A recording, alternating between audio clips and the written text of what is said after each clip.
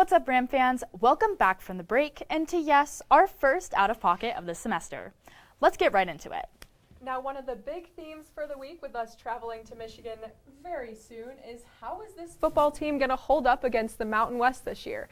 And now, while I know what my opinion is, I'm curious what you guys think as to where they're going to end up in that conference. Middle of the pack, top dog, or like what we saw last year?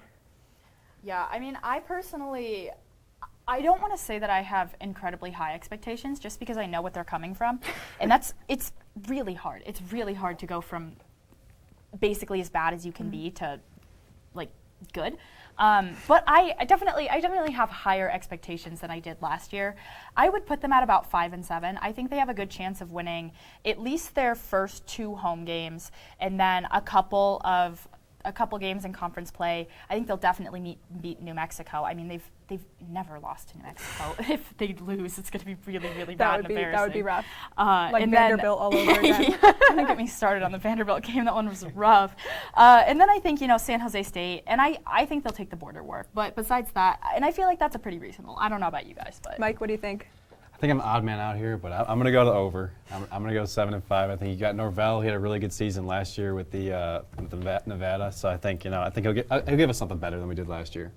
I like your enthusiasm. I like that. I like the positive outlook. Yeah. I wish I could have that enthusiasm, but unfortunately, I just don't want to be disappointed. A year is a short period of time for a coach to come in, bring new players, and create a whole new culture to completely turn a team around. Now, I agree that in the upcoming years with Jay Norvell and these new players that he brought along, we could see a great football team. But I just don't think this year is the year where we're going to go above 500. I think we could win those games that we haven't lost. New Mexico, I think we can take Wyoming. They just lost pretty bad to Illinois the other day, and Illinois is not really a top team right now either. We do get the home field advantage on that exactly. one, too, which is huge. Yeah, that makes a huge difference. Students really show up, bring the energy for that game, and that's a lot different than what we're used to with students. They don't usually come out for these football games, so I'm hoping that makes a big difference. I'm really excited to see what the first home game is going to be like, just because one, there are so many freshmen and they've never been to a football game, so they're all going to show up. And two, there's just so much talk and excitement surrounding the team because it is this fresh start. And I mean, not only is Jay Norvell new, but almost the entire team is new, and so first string at least. Yeah, and so it's gonna be fun and exciting, and I think that we're really gonna have a good environment, which, based on previous CSU events, we obviously saw it in volleyball, especially against UNC. CSU is a tough place to play when students are engaged. Yes, 100%. I mean, that energy rattles me, and I'm not even on the court or the field. I know. It's crazy.